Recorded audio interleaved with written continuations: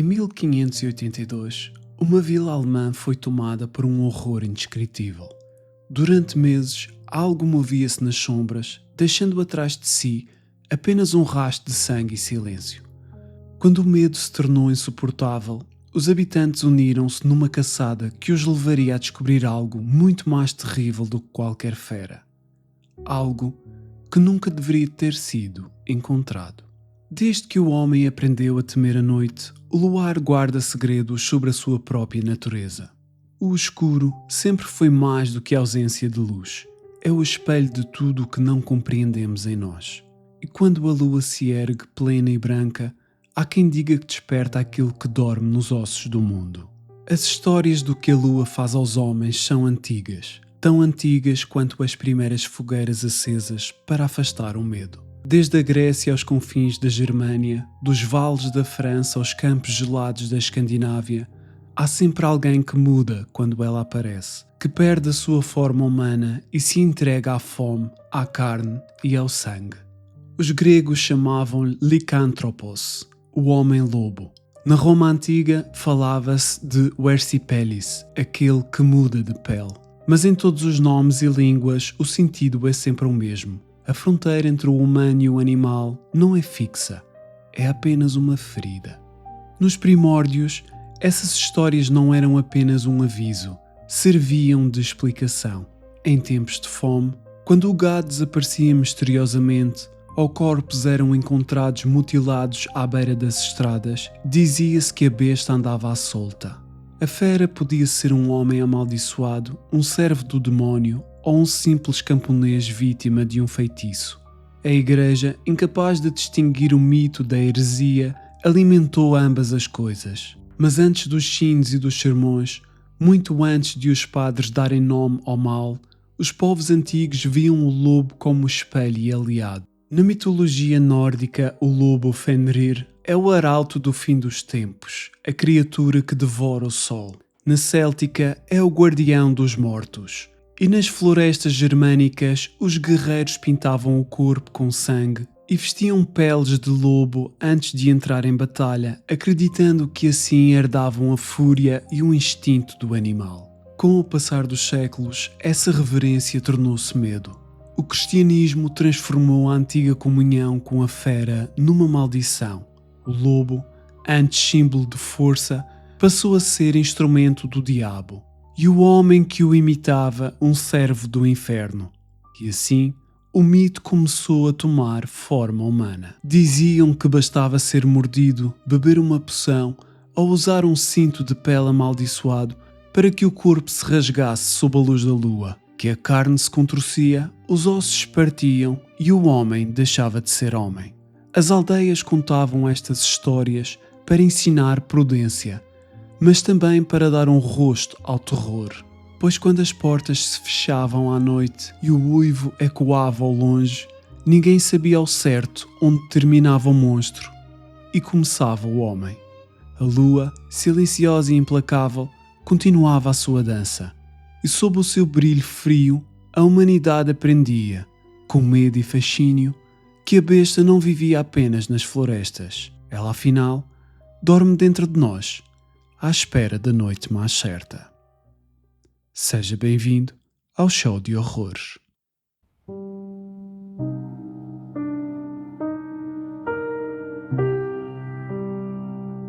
Há mitos que nascem de uma necessidade simples: compreender o mal.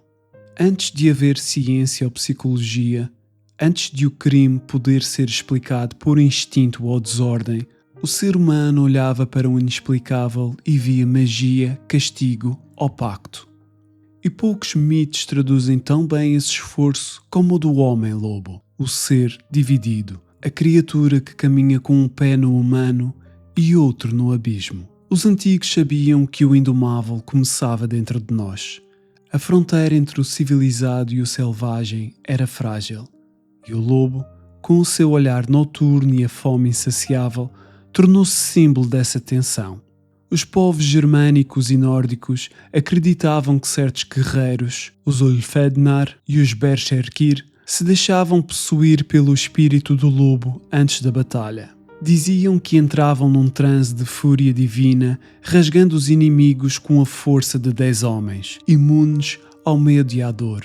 Acreditava-se que no auge dessa metamorfose, o guerreiro já não era inteiramente humano, era um hóspede do animal. Mas com o avanço do cristianismo, essa fusão entre homem e fera deixou de ser sinal de poder e passou a ser prova de pecado. O paganismo foi empurrado para as florestas e as crenças antigas foram reescritas sob o selo do demónio. Onde antes havia rituais de iniciação e comunhão com a natureza, agora havia feitiçaria, bruxaria e maldição. O século XV marcou o início da caça ao lobisomem. A Europa, mergulhada na superstição e na fome, via monstros em cada aldeão. Qualquer homem solitário, deformado ou apenas diferente podia ser acusado de se transformar à noite. E os tribunais eclesiásticos, os mesmos que julgavam as bruxas, tratavam essas acusações como factos. Os padres falavam de pactos com o diabo, de poções preparadas com sangue humano e ervas lunares, de cintos feitos com pele de lobos mortos sob eclipse.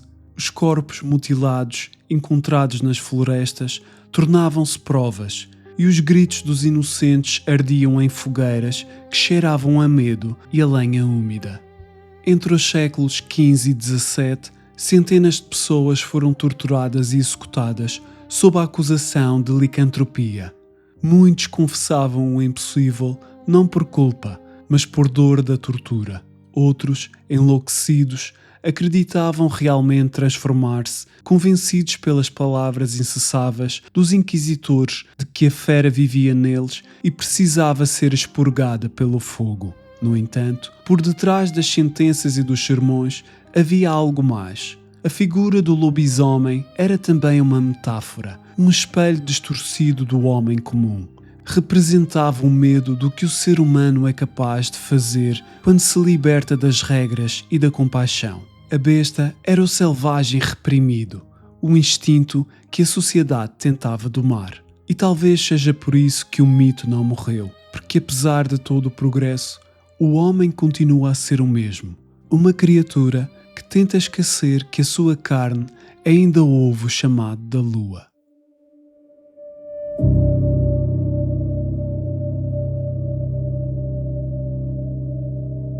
No coração da Alemanha renascentista, numa terra de pântanos e espessas florestas, ergueu-se uma história que manchou séculos de superstição com o sangue da razão. O protagonista chamava-se Peter Stump, e o seu nome ainda ecoa hoje em dia como uma maldição, o lobisomem de Bedburg. Estávamos no ano de 1589 e a pequena localidade perto de Colónia vivia mergulhada num medo que nem os sermões religiosos conseguiam aplacar.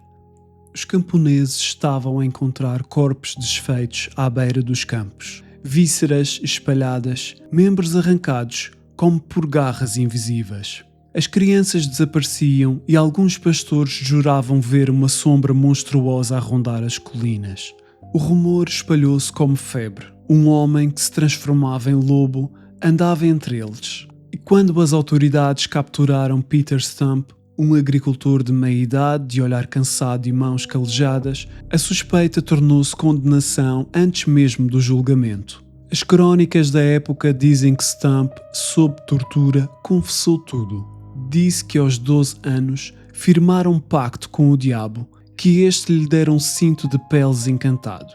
Bastava vesti-lo e o corpo alterava-se, os ossos partiam-se, a carne rasgava-se e ele tornava-se uma fera com dentes e garras, um lobo de olhos vermelhos e sede de sangue humano. Com esse dom maldito, confessou ter matado e devorado 13 crianças, além de várias mulheres. Disse ter comido o coração de uma das vítimas ainda quente por ser o mais saboroso de todos. A igreja viu ali prova viva de heresia e possessão. O cinto, segundo os cronistas, nunca foi encontrado. Desaparecera, diziam, pelas mãos do próprio demónio. Mas bastava apenas a palavra do prisioneiro para que uma fogueira fosse erguida. As autoridades proclamaram-no feiticeiro, canibal, incestuoso e servo do inferno. Foi condenado a morrer de forma exemplar. O corpo seria preso à roda, os ossos esmagados com ferros em brasa, a carne arrancada e, por fim, queimado em praça pública. Conta-se que antes do suplício, Stump pediu perdão e que o cheiro a carne queimada pairou durante dias sobre Bedburg.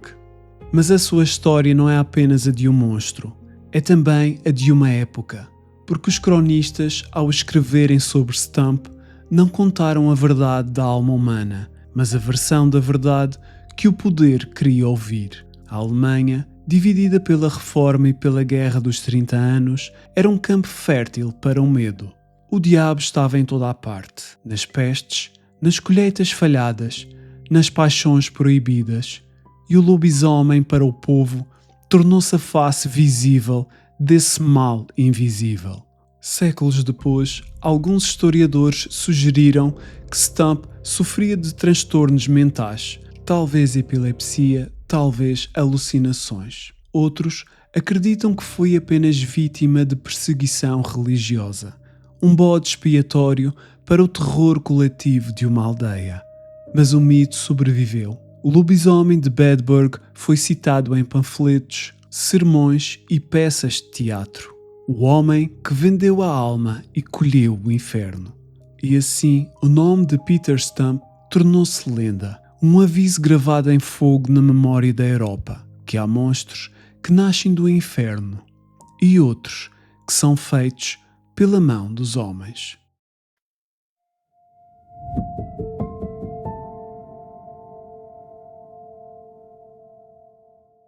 O nome Jean Grenier ainda paira como um sussurro entre os pinhais do sudoeste de França, onde, há mais de 4 séculos, o rumor da licantropia deixou a sua marca.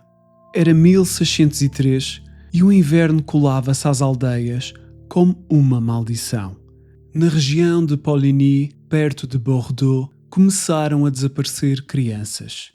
As mães fechavam as portas com tábuas, os camponeses acendiam fogueiras nos campos e à noite o uivo distante fazia tremer até os cães mais corajosos. Um dia, uma rapariga de 12 anos regressou a casa em prantos. Contou que ao atravessar o bosque, um rapaz selvagem lhe aparecera diante, de olhos febris e dentes pontiagudos. Dissera-lhe que não temia os homens porque o diabo o protegia e que andava ao serviço do Senhor do Bosque, caçando com ele durante as noites de lua cheia. A criança escapou, mas o rumor depressa se espalhou. Havia um demónio entre eles. Foi assim que Jean Grenier, um adulto pálido e raquítico, foi levado a julgamento em Bordeaux. Tinha 13 anos e um olhar vazio que não parecia conhecer inocência. Diante dos juízes, confessou tudo com a calma de quem fala de um sonho antigo. Disse que meses antes, um homem estranho lhe aparecera no bosque, um vulto negro, vestido de peles, a quem chamava o Senhor do Bosque. Esse homem afirmou prometer-lhe carne, poder e liberdade, se ele aceitasse servi-lo. Em troca, dera-lhe uma pomada mágica que, quando espalhada pelo corpo, o transformava num lobo. Grenier contou como nas noites de lua cheia corria de 4 patas pelas colinas, atacando cães, cordeiros e, em múltiplas vezes, crianças. Dizia que as mordia até ao osso e que lhe sabiam melhor do que qualquer caça. Descreveu como as unhas cresciam em garras e o pelo lhe brotava da pele, e que, como ao amanhecer, o feitiço se desvanecia, deixando-lhe o corpo coberto de arranhões e sangue seco. Os magistrados, assombrados pela frieza do rapaz, consultaram teólogos e médicos. Uns afirmavam tratar-se de possessão demoníaca, outros viam nele um doente, um lunático, incapaz de distinguir sonho e realidade. Mas a França vivia ainda sob a sombra das caças às bruxas, e a dúvida era um luxo que poucos se podiam permitir.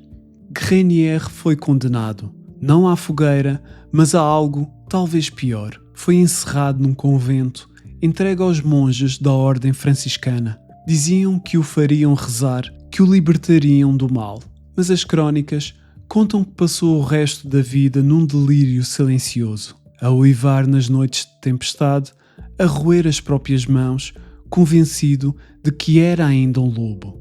Quando morreu, anos depois, os monges escreveram apenas Jean Grenier penitente. Nenhuma palavra sobre a besta, nem sobre as crianças, nem sobre o pacto, mas a aldeia nunca esqueceu. Porque em Poligny o mal não chegou em forma de fera, nem caiu do céu em relâmpagos. Chegou como um rapaz franzino, com fome, medo e uma história que ninguém quis compreender.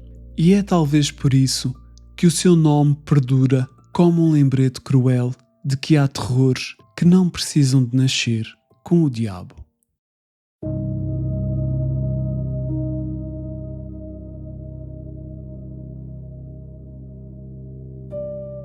As fogueiras extinguiram-se há muito e as cinzas dos que arderam por suposta maldição já se perderam na terra. Mas o mito, esse não morreu, porque o homem nunca deixou de temer a fera que habita dentro dele.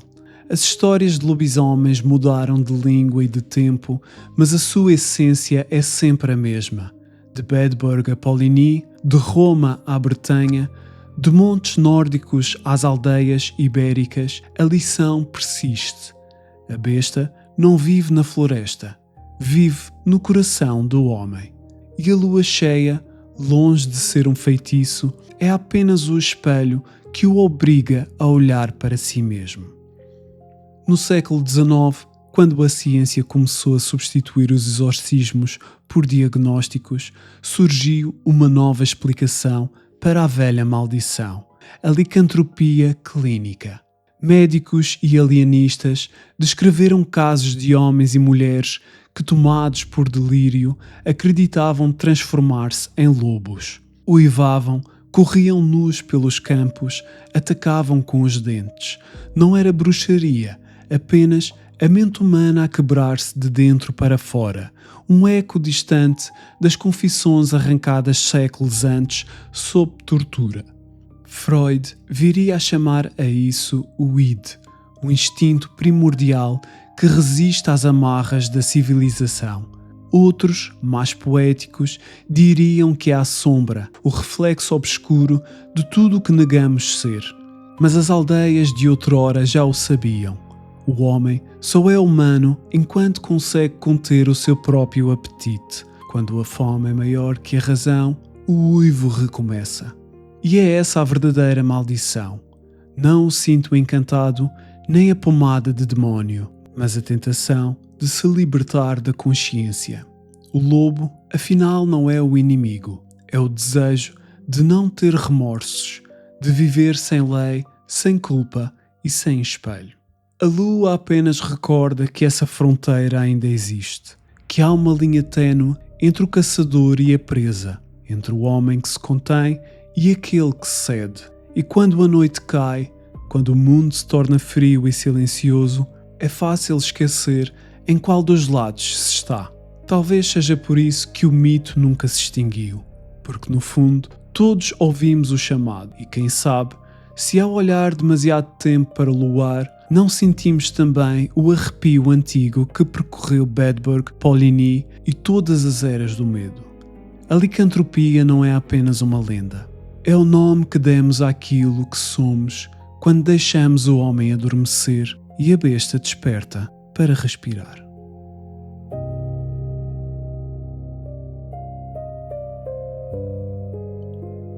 Show de Horrores é um podcast produzido integralmente por mim, Ruben Silva.